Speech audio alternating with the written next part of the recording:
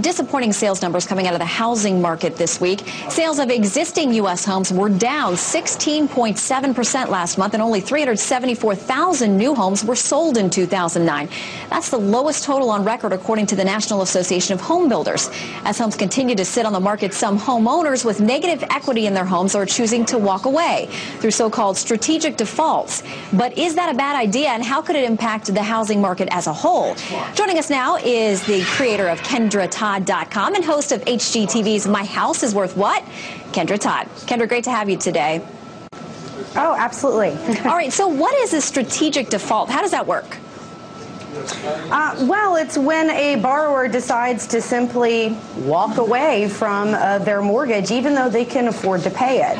And what's alarming about this is 1/4 of all defaults right now are strategic, which means that you've got foreclosures that are hitting the market that really don't have to, simply because people are looking at their home and not seeing the investment anymore. So what happens to the homeowner who decides to go that route? Their credit, the ability to move on financially, what happens?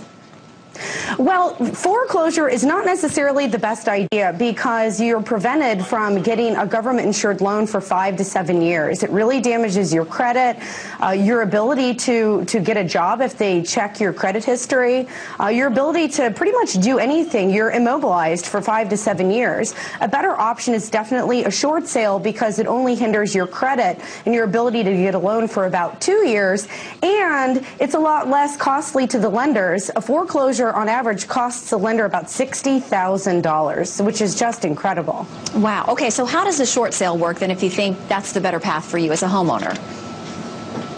Well, it's kind of a lengthy process, which is why most people don't go that route, but the banks are making the system a little bit easier to use and essentially deal with the bank in order to negotiate a lower buyout for the mortgage. Now, you know, the question is, how is this going to affect the real estate market, all of these strategic defaults, especially with the plummet in existing home prices? And I don't want people to be alarmed because that plummet was mainly caused by first-time home buyers who were rushing to close at the end of November because they didn't know that the government tax incentives were going to be extended. Now, we also have to keep in mind that Altos Research came out with numbers that show that our national inventories are actually 23% lower than they were this time last year, and banks have much stronger balance sheets, so I don't want people to look at these numbers and get really excited and think that it's going to make a negative impact on real estate in the year to come.